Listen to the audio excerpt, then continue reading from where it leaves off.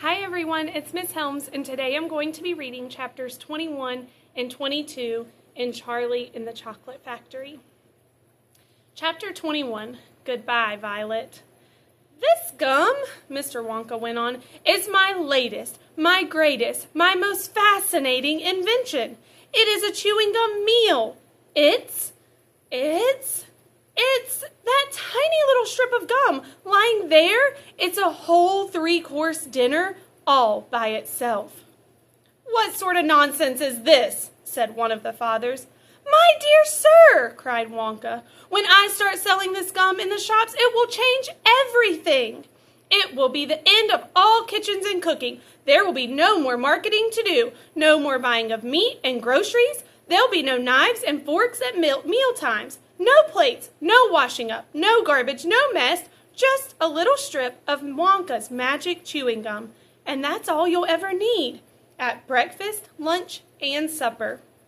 This piece of gum I've just made happens to be tomato soup, roast beef, and blueberry pie, but you can have almost anything you want. What do you mean it's tomato soup, roast beef, and blueberry pie? Said Violet Beauregard. If you were to start chewing it, Mr. Wonka said, then that's exactly what you would get on the menu. It's absolutely amazing. You can actually feel the food going down your throat and into your tummy, and you can taste it perfectly, and it fills you up. It satisfies you. It's terrific. It's utterly impossible, said Veruca Salt. Just so long as it's gum, shouted Violet Beauregard. Just so long as it's a piece of gum and I can chew it, then that's for me. And quickly she took her own world record piece of chewing gum out of her mouth and stuck it behind her left ear. Come on, Mr. Wonka, she said. Hand over this magic piece of gum of yours and we'll see if that thing works. Now, Violet, said Mrs. Beauregard, her mother, don't let's do anything silly, Violet. I want the gum, said Violet obstinately. What's so silly? I would rather you didn't take it, Mr. Wonka told her gently. You see, I haven't gotten it quite right yet. There are still 1 or 2 things. Oh, to heck with that, said Violet, and suddenly, before Mr. Wonka could stop her, she shot out that fat hand and grabbed the stick of gum out of the little drawer and popped it into her mouth. At once, her huge, well-trained jaws start chewing away on it like a pair of tongs. Don't, said Mr. Wonka. Fabulous, shouted Violet. It's tomato soup. It's hot and creamy and delicious. I can feel it running down my throat. Stop, said Mr. Wonka. The gum isn't ready yet. It's not right. Of course it's right, said Violet. It's working out beautifully. Oh my, what lovely soup this is. Spit it out, said Mr. Wonka. It's changing, shouted Violet, chewing and grinning both at the same time. The second course is coming up. It's roast beef. It's tender and juicy. Oh boy, what a flavor! The baked potato is marvelous too. It's got a crispy skin and it's filled with butter inside.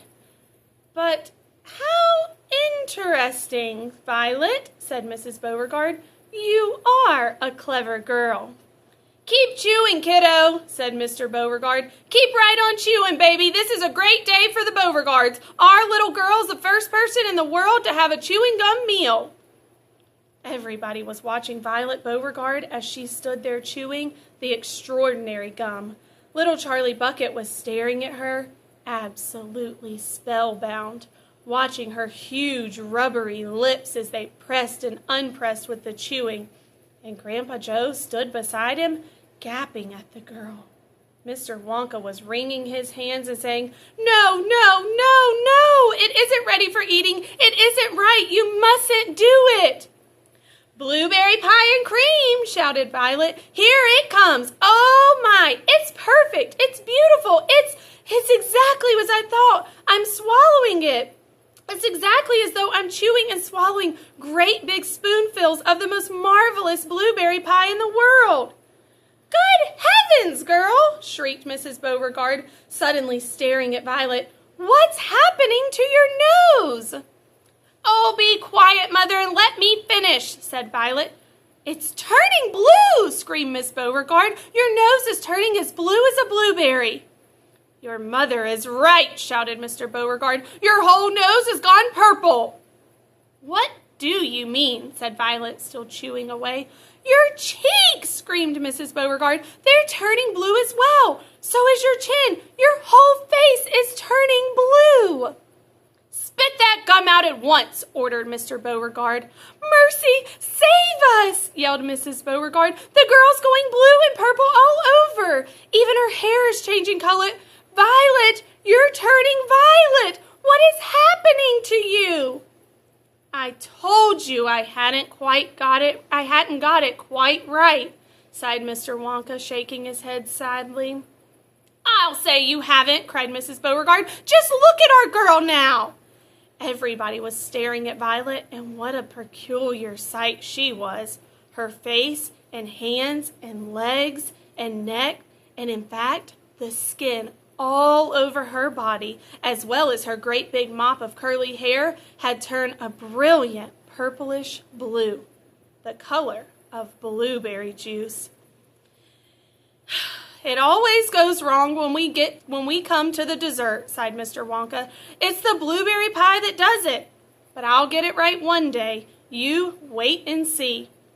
Violet, screamed Mrs. Beauregard, you're swelling up. I feel sick, said Violet. You're swelling up, said Mrs. Beauregard again. I feel most peculiar, gasped Violet. I'm not surprised, said Mr. Beauregard. Great heavens, girl, screeched Mrs. Beauregard. You're blowing up like a balloon. Like a blueberry, said Mr. Wonka. Call a doctor, shouted Mr. Beauregard.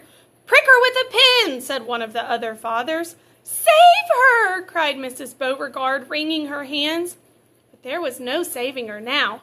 Her body was swelling up and changing shape at a rate that within a minute it had turned into nothing less than an enormous round blue ball, a gigantic blueberry, in fact, and all that remained of Violet Beauregard herself was a tiny pair of legs and a tiny pair of arms sticking out of the great round fruit and a little head on top. It always happens like that, sighed Mr. Wonka. I've tried it 20 times in the testing room and on 20 Oompa Loompas, and every one of them finished up as a blueberry. It's most annoying. I just can't understand it. But I don't want a blueberry for a daughter, yelled Mrs. Beauregard. Put her back to what she was this instant.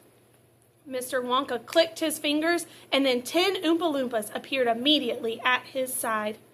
Roll Mrs. Beauregard into the boat, he said to them, and take her along to the juicing room at once.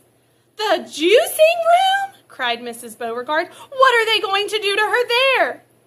Squeeze her, said Mr. Wonka. We've got to squeeze the juice out of her immediately. After that, we'll just have to see how she comes out.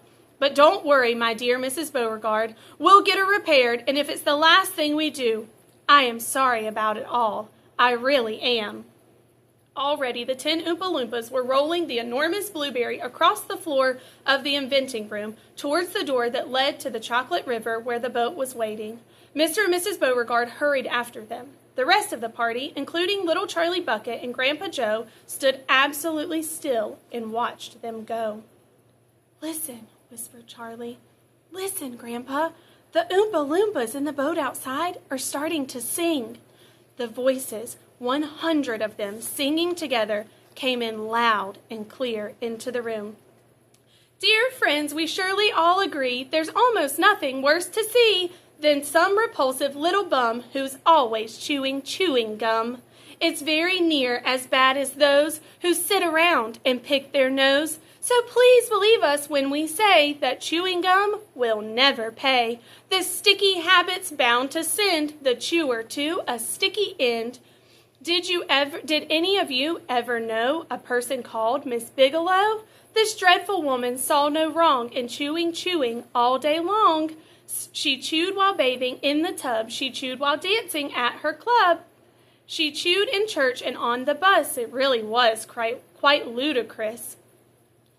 And when she couldn't find her gum, she chewed up the linoleum or anything that happened near a pair of boots, a postman's ear, or other people's underclothes. And once she chewed her boyfriend's nose.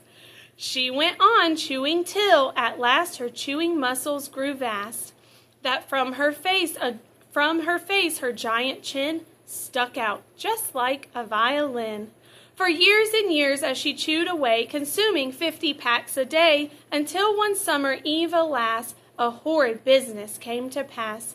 Miss Bigelow went late to bed. For half an hour she lay and read, chewing and chewing all the while, like some great clockwork crocodile. At last she put her gum away upon a special little tray, and settled back and went to sleep. She managed this by counting sheep. But now how strange, although she slept, those massive jaws of hers still kept on chewing through the night, even with nothing there to bite. There they were, you see, in such a groove that positively had to move. And very grim it was to hear, in pitch darkness, loud and clear, this sleeping woman's great big trap, opening and shutting, snap, snap, snap. The noise went on, it wouldn't stop, until at last her jaws decide to pause and open extra wide, and with the most tremendous chew, they bit the lady's tongue in two. Thereafter, just from chewing gum, Miss Bigelow was always dumb, and spent her life shut up in some disgusting sanatorium. And that's why we'll try so hard to save Miss Violet Beauregard from suffering an equal fate. She's still quite young. It's not too late. Provided she survives the cure. We hope she does. We can't be sure. Chapter 22, Along the Corridor. Well, well, well, sighed Mr. Willy Wonka. 2 naughty little children gone, and 3 good little children left. I think we'd better get out of this room quickly before we lose anyone else. But, Mr. Wonka, said Charlie Bucket anxiously, will Violet Beauregard ever be all right again? Or will she always be a blueberry? They'll de-juice her into no time flat, declared Mr. Wonka. They'll roll her into the de-juicing machine, and she'll come out just as thin as a whistle. But will she still be blue all over? Asked Charlie. She'll be purple, cried Mr. Wonka. A fine, rich purple from head to toe. But there you are. That's what comes from chewing disgusting gum all day long. If you think gum's so disgusting, said Mike TV, then why do you make it in your factory? I do wish you wouldn't mumble, said Mr. Wonka. I can't hear a word you're saying. Come on, off we go. Hurry up, follow me. We're going into the corridors again. And so saying, Mr. Wonka scuttled across to the far end of the inventing room and went out through a small secret door hidden behind a lot of pipes and stoves. The 3 remaining children, Veruca Salt, Mike TV, and Charlie Bucket, together with their 5 remaining grown-ups, followed after him. Charlie Bucket saw that they were now back in one of those long pink corridors with many other pink corridors leading out of it. Mr. Wonka wasn't rushing along in front, was rushing along in front, turning left and right and left, and Grandpa Joe was saying, "Keep a good hold of my hand, Charlie. It would be terrible to get lost in here." Mr. Wonka was saying, "No time for any more messing about. We'll never get anywhere at the rate we've been going." And on he rushed down the endless pink corridors with his black top hat perched on top of his head and his plum-colored velvet coattails flying out behind him like a flag in the wind. They passed another door, and then another, and another. There were doors every 20 paces or so along the corridor now, and they all had something written on them. And strange clanking noises were coming from behind them, several of them, and delicious smells came wafting through the keyholes, and sometimes little jets of colored steam shot out from the cracks underneath. Grandpa Joe and Charlie were half running and half walking to keep up with Mr. Wonka, but they were able to read what it said on quite a few of the doors as they hurried by. Edible marshmallow pillows, it said on one. Marshmallow pillows are terrific, shouted Mr. Wonka as he dashed by. They'll be all the rage when I get them into the shops. No time to go in, though. No time to go in. Lickable wallpaper for nurseries, it said on the next door. Lovely lickable stuff, lickable wallpaper, cried Mr. Wonka, rushing past. It has pictures of fruits on it. Bananas, apples, oranges, grapes, pineapples, and strawberries, and snozberries. Snozberries, said Mike TV. Don't interrupt, said Mr. Wonka. The wallpaper has pictures of all these fruits printed on it, and when you lick the picture of a banana, it tastes like a banana. When you lick a strawberry, it tastes of a strawberry, and when you lick a snozberry, it tastes exactly like a snozberry. But what does a snozberry taste like? You're mumbling again, said Mr. Wonka. Speak louder next time. On we go. Hurry up. Hot ice creams for cold days, it said on the next door. Extremely useful in the winter, said Mr. Wonka, rushing on. Hot ice cream warms you up no end in freezing weather. I also make hot ice cubes for putting in hot drink. Hot ice cubes make for hotter drinks hotter. Cows that give chocolate milk, it said on the next door. Ah, my pretty little cows, cried Mr. Wonka. How I love those cows. But why can't we see them? Asked Veruca Salt. Why do we have to go on rushing past all these lovely rooms? We shall stop in time, cried out Mr. Wonka. Don't be so madly impatient. Fizzy lifting drinks, it said on the next door. Oh, those are fabulous, cried Mr. Wonka. They fill you with bubbles, and the bubbles are full of a special kind of gas. And this gas is so terrifically lifting that it lifts you right off the ground, just like a balloon. And you go up until your head hits the ceiling, and there you stay. But how do you come down again? Asked little Charlie. You do a burp, of course, said Mr. Wonka. You do a great big, long, rude burp, and up comes the gas, and down comes you. But don't drink it outdoors. There's no one knowing how high you'll be carried up if you do that. I gave some to an old Oompa Loompa once out in the backyard, and he went up, up, and disappeared out of sight. It was very sad. I never saw him again. He should have burped, said Charlie said. Of course he should have burped, said Mr. Wonka. I stood there shouting, Burp, you silly! Burp, or you'll never come down again. But he didn't, or couldn't, or wouldn't. I don't know which. Maybe he was too polite. He must be on the moon by now. On the next door it said, Square candies that look round. Wait! Cried Mr. Wonka, skidding suddenly to a halt. I am very proud of my square candies that look round. Let's take a peek. And that's the end of chapter 23, or chapter 22. Have a good night.